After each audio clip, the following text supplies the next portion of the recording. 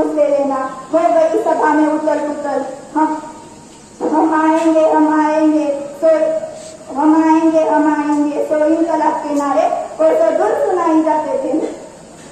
बोले सुभाष वो आगे आए जिसमें हिंदुस्तानी खून बहता हो। वो आगे आए जो खुद को हिंदुस्तानी कहता है। मैं कपन बढ़ाता हूँ वो आगे आए जो इसे टक्कर देता है। उस दिन वे साहस से पड़े युवक बढ़ते ही जा रहे थे। छुरी चाकू कटारों से वे अपना रक्त बहाते जा रहे थे। उस रक्त की शाही में कलम दबाते थे और आजादी के परगान पर खून से हस्ताक्षर करते थे।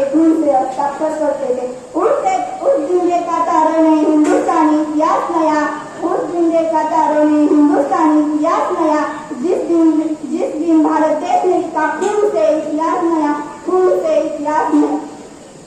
आपल्या ब्रिटिशांपासून आपल्या भारत देशाला स्वातंत्र्य मिळाले दिवसानंतर काही